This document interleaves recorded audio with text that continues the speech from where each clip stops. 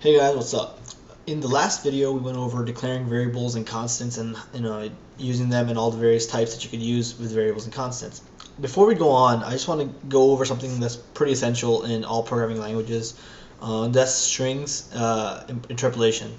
So if you're coming from Objective C, you know that whenever you had a string, you wanted to make a string and you wanted to insert some values into that string, you'd have to do like a C style format. For example, you'd do something like ns string with format, and then you do you provide some format. This is a string, and then you want to insert some value or something, and the value is, and you'd insert %at, and then put some variable right here, some variable, and that would go, and that would give you a string that had this variable, that had replaced this with some variable.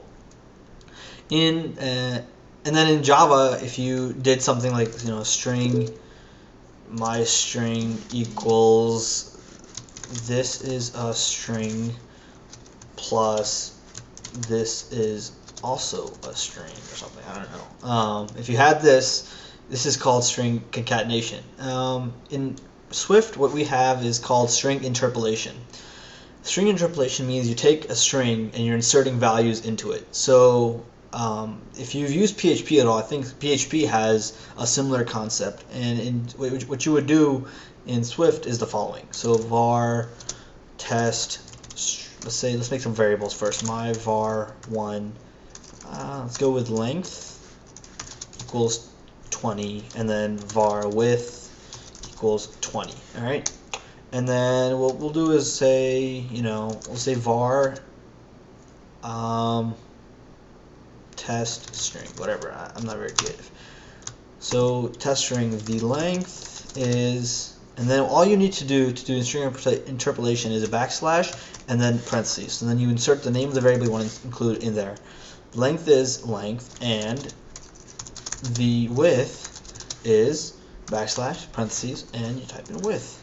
Simple. And now, as you can see on the right side, it actually just inserted those values where I put the backslash in the variable name. And that's simple. That's all you need to do to perform string manipulation in Swift. Now, string concatenation is also fine in Swift. For example, if I did concat, var concat equals test string plus str, you would see on the right side that actually just connects them together, and you can see that it put them together. It concatenated the two strings. So that's interpolation and concatenation. And the great thing about interpolation is you can do some computations inside those parentheses. You don't have to just include variable names. For example, let's do area string equals the area of this rectangle is, and then I want to do length times width, and there we go. I multiplied them together and gave you the value. See, it's very simple. It's not that hard. That's all you need to know. I just wanted to go over this so that when we go ahead in the future, if we are ever using strings, I wouldn't just push this on you and you'd be like, what the hell did you just do? So yeah, look forward to the next video, and thanks for watching. See ya.